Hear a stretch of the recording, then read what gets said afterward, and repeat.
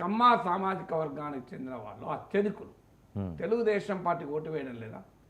చంద్రబాబు నాయుడు పైన పాలన పైన ఎలాంటి అభిప్రాయం ఉన్నా కూడా అత్యధికులు తెలుగుదేశానికే కమ్మాస్ ఓటేస్తున్నారు.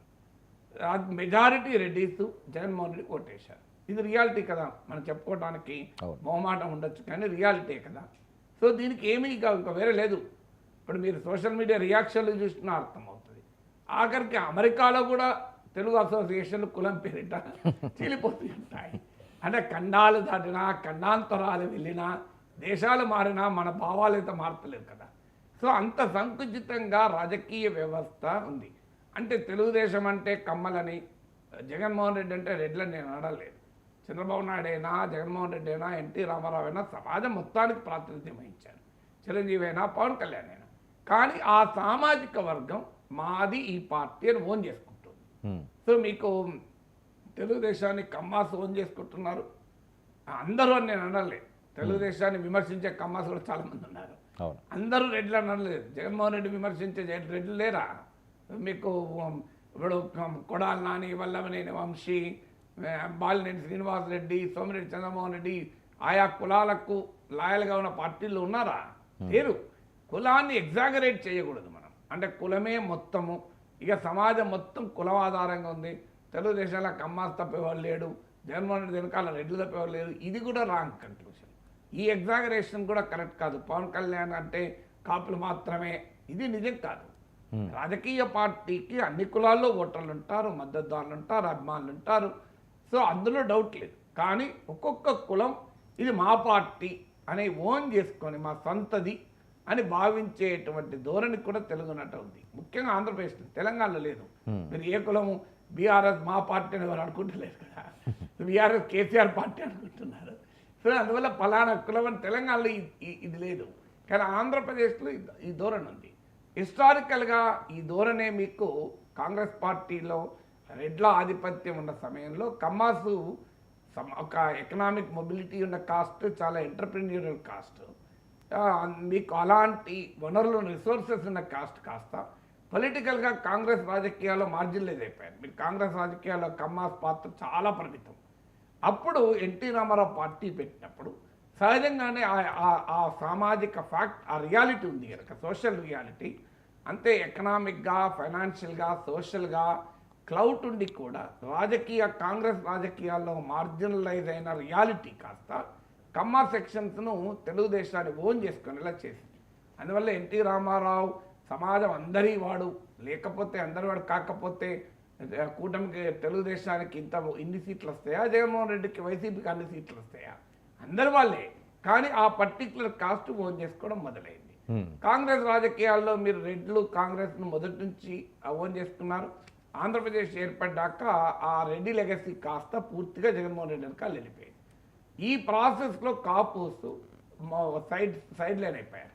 నిజంగా కూడా సైడ్ లైన్. కాపుస్ న్యూమరికల్లీ బలమైన కాస్ట్, 20-30 కనీసం ఒక 30 సీట్లలో 30 to 40 సీట్స్లో మీకు ప్రభావం చూపగలిగే, ఆంధ్రప్రదేశ్లో ప్రభావం చూపగలిగే కాస్ట్.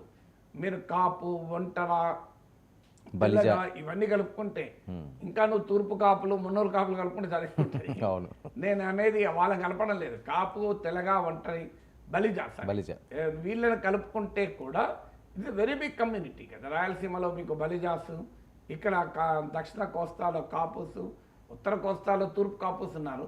వాళ్ళని కలపకపోయినా కూడా సో ఒక 30-40 కాన్స్టిట్యున్సీలో దే కెన్ డిసైడ్. కొన్ని నియోజకవర్గాలు మీరు అన్నట్లు గోదావరి జిల్లాలోనైతే అసలు మెజారిటీ, మళ్ళీ ఇంకా వేరే వర్గమే ఉండదు. అలాంటి హిస్టారికల్గా కూడా కమ్మ కాపుల మధ్య గ్యాప్ కూడా ఉంది. సో దీనికి మనకు అంతా చరిత్ర అంతా, హిస్టరీ అంతా తెలుసు. వాటంతా మళ్ళీ ఆ గాయాలను మళ్ళీ తడుపుకోవాల్సిన అవసరం లేదు. కానీ ఇలాంటి కాంటెక్స్ట్లో ప్రజారాజ్యం పెట్టినప్పుడు, ఎలాగైతే ఎన్టీ రామారావు పెట్టినప్పుడు పొలిటికల్గా మార్జినలైజ్ అయ్యామన్న భావన, జెన్యూన్ భావన, అది రియాలిటీ కూడా ఆ రోజు కమ్మల్లో ఆ భావన ఎన్టీ రామారావు పార్టీ పెట్టినప్పుడు ఓన్ చేసుకునేలా చేసిందో, కాపుల్లో కూడా అది లెజిటిమేట్ భావన, జెన్యూన్ భావన, నిజమే కదా. మరి ఆ న్యూమరికల్గా అంత బలం ఉండి అన్నిండి కూడా పొలిటికల్గా ఆ స్థాయి మంత్రులు ఉండొచ్చు, ఎమ్మెల్యే ఉండొచ్చు, ఎంపీలు ఉండొచ్చు. కానీ మన దేశంలో పవర్ అనేది ముఖ్యమంత్రి, ప్రధానమంత్రి తప్ప మంత్రులు ఎమ్మెల్యేలు ఎంపీలు కాదు కదా. సో ఎప్పుడైతే చిరంజీవి పార్టీ పెట్టినప్పుడు చిరంజీవికి ఉన్న విశేషమైన ప్రజా అభిమానము, కులాలకు అతీతంగా చిరంజీవి పట్ల అభిమానం ఉండవచ్చు. ప్రజారాజ్యాన్ని కాపు అలా ఓన్ చేసుకున్నమాట నిజం. ఆ తర్వాత ఏమైంది, ప్రజారాజ్యాన్ని చిరంజీవి మధ్యలోనే వదిలేసి కాంగ్రెస్లో కలపడం కాపు ఓటర్లో తీవ్రమైన అసంతృప్తి కారణమైంది. 2014లో సీమాంధ్రలో జనరల్గా విభజనకు వ్యతిరేకంగా వ్యక్తమైన భావాత్వం, ఒక అపాలనా దక్షత, పరిపాలన అనుభవం ఉన్న ముఖ్యమంత్రి కావాలన్న కోరిక వల్ల కాపు ఓటు పవన్ కళ్యాణ్ కూడా మీకు కూటమికి సపోర్ట్ చేయడం వల్ల 2014 ఎలక్షన్లో కాపు ఓటు టీడీపీకి షిఫ్ట్ అయింది. 2019కి వచ్చే వరకు సెవరల్ ఫ్యాక్టర్స్, కాపు రిజర్వేషన్ అంశం కావచ్చు, ముద్రగడ పట్ల వ్యవహరించిన తీరు కావచ్చు, కాపు కార్పొరేషన్కు నిధులు ఇవ్వకపోవడం కావచ్చు, ఇలాంటి అనేక ఫ్యాక్టర్స్తో పాటు తెలుగుదేశం ప్రభుత్వం పట్ల ఉన్న జనరల్ యాంటీ ఇన్కంబెన్సీ కూడా కలిసి వెరసి కాపు ఓట్ను 2019లో వైసీపీకి షిఫ్ట్ అయింది. అంటే అందరూ నేను మెజారిటీ ఇప్పుడు ఒక కులం షిఫ్ట్ అయిందంటే 50% ఎబో అనే మీనింగ్ తప్ప అందరూ కూడగట్టుకోవడం 100% ఉండదు ఎప్పుడు కూడా. సో ఈ వైసీపీ షిఫ్ట్ అయింది. షిఫ్ట్ అయిన తర్వాత 2024కి వచ్చే వరకు టీడీపీ జనసేన కూటమి ఇట్స్ ఎ గేమ్ చేంజర్.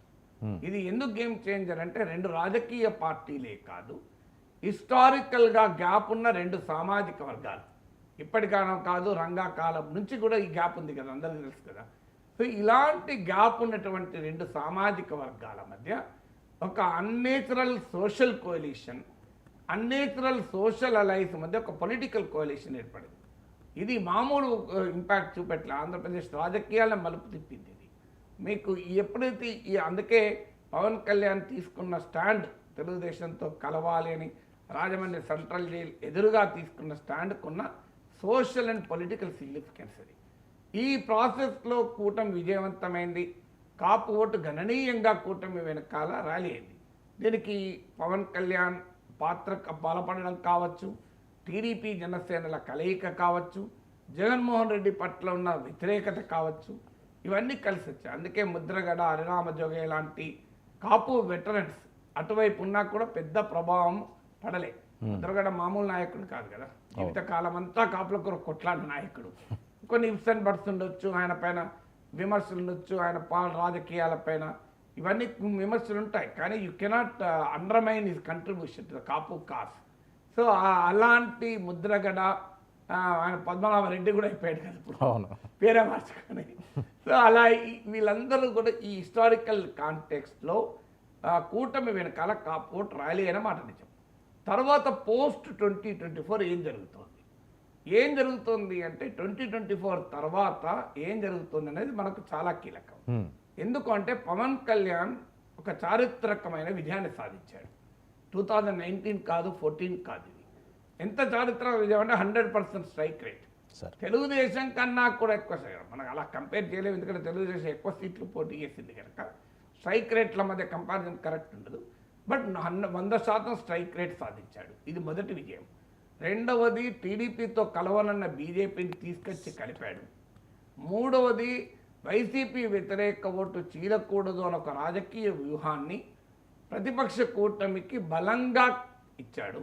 నాలుగవది, ప్రజల్లో కూడా ఆ బలమైనటువంటి భావన తీసుకెళ్లాడు. 5, చంద్రబాబు నాయుడు అరెస్ట్ అయి ఉన్నప్పుడు లోకేష్ న్యాయ నిపుణులతో చర్చిస్తూ ఢిల్లీలో ఉన్న సమయంలో తెలుగుదేశం పార్టీ సైన్యం మొత్తం నిర్వీర్యమైన సమయంలో పవన్ కళ్యాణ్ క్రియాశీలకంగా రోడ్డు మీదకి వచ్చి నిరసన తెలపడం వల్ల జనసేన కన్నా కూడా తెలుగుదేశం శ్రేణులు ఉత్సాహపడ్డాయి. తర్వాత ఆయన ఆ క్రిటికల్ కాంటెక్స్ట్లో, అంటే టీడీపీ చంద్రబాబు నాయుడు జైల్లో ఉండి తెలుగుదేశం పైన తీవ్రమైన ఒత్తిడి ఉన్న సమయంలో అసలు ఏంటి తెలుగుదేశం భవిష్యత్ ఏంటి, ఎన్నికల్లో ఓడిపోతే అసలు ఎలా అంటున్న సమయంలో వైసీపీ నుంచి పవర్ఫుల్గా ఒక రకంగా బ్యాటింగ్ రాళ్ల దాడిలాగా దాడి జరుగుతున్న సమయంలో పవన్ కళ్యాణ్ ఒక కీలకమైన నిర్ణయం తీసుకొని ఒక మేజర్ సోషో పొలిటికల్ అలియన్స్కు ఆయన శ్రీకారం చుట్టాడు. ఇన్ని ప్రత్యేకతలు పవన్ కళ్యాణ్కు ఉండడం వల్ల తెలుగుదేశం అనుకూల సామాజిక వర్గంలో కూడా పవన్ కళ్యాణ్ పట్ల ఒక అభిమానం పెరిగింది. ఇది టీడీపీ జనసేనల మధ్య హైయెస్ట్ ఓట్ ట్రాన్స్ఫర్ కారణమైంది. క్షేత్రస్థాయిలో కొన్ని విభేదాలు ఇష్యూస్ ఉన్నప్పటికీ కూడా తర్వాత ఆఫ్టర్ ఎలక్షన్స్ కూడా మ్యాన్ ఆఫ్ ద మ్యాచ్గా పవన్ కళ్యాణ్ నిలిచాడు, ఆర్కిటెక్ట్ ఆఫ్ ద అలియన్స్గా నిలిచాడు. నందమూరి బాలకృష్ణ షోలో చంద్రబాబు నాయుడే చెప్పినట్లు గేమ్ చేంజర్ అయ్యాడు. ఇవన్నీ అయినాక ఆయన జాగ్రత్తగా after government formation Pawan Kalyan ఏం చేస్తున్నాడంటే ఒక వ్యూహాత్మకంగా అడుగులేస్తున్నాడు.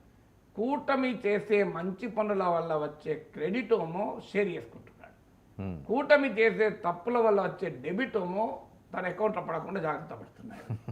సో ఇది వ్యూహాత్మకం. ఎందుకు ఆయనకు ఒక అడ్వాంటేజ్ కూడా, ఈ నాట్ ది లీడర్, ఇది డిప్యూటీ లీడర్ కనుక క్రెడిట్ ఏమో ఆయన అకౌంట్లో పడుతుంది. మంచి పనులు చేస్తారనుకోండి, పోలవరం మళ్ళీ ముందుకు వచ్చింది, అమరావతి మళ్ళీ ముందుకు వచ్చింది. ఇదంతా చంద్రబాబు నాయుడు నాయకత్వంలో జరిగిన పవన్ కళ్యాణ్ కూడా ఈక్వల్లీ క్రెడిట్ వస్తుంది. కానీ సూపర్ 6 అమలు చేయలేదు, ఇలాంటి విషయాలు వచ్చినప్పుడు తిరుపతిలో